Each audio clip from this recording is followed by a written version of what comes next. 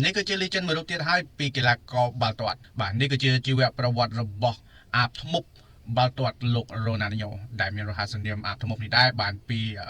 អ្នកគ្រប់គ្រងកម្ពុជាយើងអ្នកដាក់ឲ្យបាននិយាយពីបច្ចេកទេសនិងភាពរំភើបនៅលើទីលានការលេងបាល់ទាត់គ្មានអ្នកណាអាចបំភ្លេចឈ្មោះរ៉ូណាល់ឌីញ៉ូបានឡើយហើយរហស្សនាមអាបធ្មប់បាល់ទាត់រូបនេះដែរមិនត្រឹមតែលេងដើម្បីជ័យជំនះនោះទេប៉ុន្តែលោកលេងដើម្បីសិល្បៈនិងសេចក្តីសុខដល់ខ្លួនរបស់លោកចាប់តាំងពីការសុត free kick ដ៏អស្ចារ្យនៅ World Cup 2002រហូតមកដល់ការរំបញ្ឆោតខ្សែការពារនៅ Barcelona លោកបានធ្វើឲ្យសំបីតអ្នកគ្រប់គ្រងគូសត្រូវក៏ដូចជាអ្នកគ្រប់គ្រង Real Madrid ក៏ត្រូវក្រោកឈរទះដៃអបអរសាទរដែរសម្រាប់ Ronaldinho បាល់ទាត់គឺជាការរំក៏ដូចជាសិល្បៈឬក៏ជាសេចក្តីសុខមួយសម្រាប់ខ្លួនគាត់ហើយស្នាមញញឹមរបស់លោកគឺជាពន្លឺនៃពិភពបាល់ទាត់បាទទោះបីជាពេលវេលាកន្លងផុតទៅ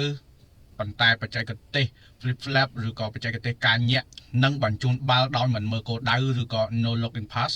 របស់លោកនៅតែដិតជាប់ឬក៏ជាព្រេងនិទានមួយរបស់កីឡាករបាល់ទាត់គ្រប់រូបជានិច្ចលោករ៉ូណាល់ឌីញ៉ូល្បីខ្លាំងដោយសារការលេងបណ្ដាញញញឹមបណ្ដាទោះបីស្ថិតនៅក្នុងស្ថានភាពតានតឹងយ៉ាងណាក៏ដោយហើយលោកក៏ជាកីឡាករម្នាក់ក្នុងចំណោមកីឡាករតិចតួចបំផុតដែលឈ្នះ World Cup ផងឈ្នះទៅលើ Champions League ផងនិង Ballon d'Or ផងហើយលោកក៏ជាកីឡាកររបស់ Barcelona តែម្នាក់គត់ដែលទទួលបានការអបអរសាទរក៏ដូចជាអ្នកគ្រប់គ្រងទាំងអស់ក្រោកឈរឲ្យទះដៃទូទាំងកីឡាដ្ឋានរបស់ Bernabeu សម្បីតែអ្នកគ្រប់គ្រងរបស់ Real Madrid ក៏ក្រោកឈរផងដែរ